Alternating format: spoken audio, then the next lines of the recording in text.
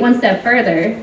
I don't say gardens for just kids in LA, I say gardens for drug addicts in LA as well. And that's kind of going to be mine. That's going to actually, it leads perfectly into my presentation. But my name is Samantha Bode, and I am a documentary filmmaker. And I also live at the Los Angeles Eco Village with Lois and Natalie back there. And so my log line that I kind of gave myself is life is amazing when there is space for curiosity, adventure, and community building, which the Eco Village in Los Angeles gives most of us all three of those probably, I'm assuming. Okay, so next slide. Oh, thanks. I grew up in Hot Bottom, Pennsylvania, town of about 300 people.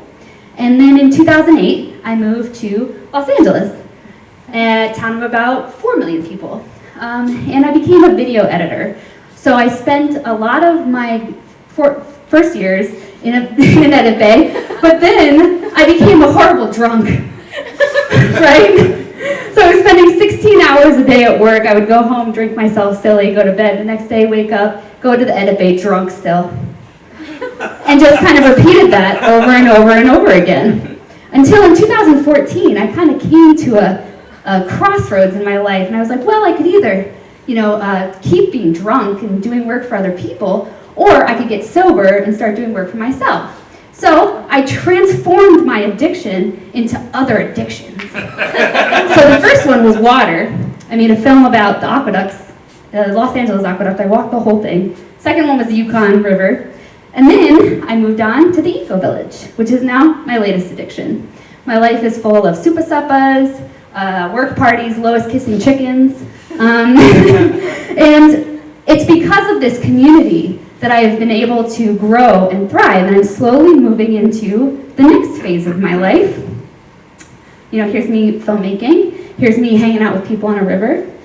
But it was, like I said, it was because of this community, this Los Angeles community, not just the Eco Village, but just Los Angeles in general, that I was able to do all of these things and transform these addictions. And I don't know if you know any addicts, but they're some of the most intelligent, energetic people I have ever met.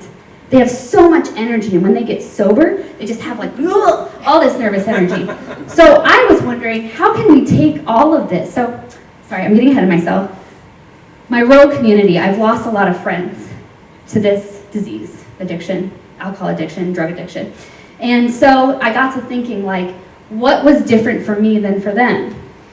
So my next project is going to be biking across the United States, stopping at various places that use community-based addiction recovery. So it's like these people go out into the backcountry and just try to survive for 30 to 60 days until they detox themselves. These people farm their addictions away.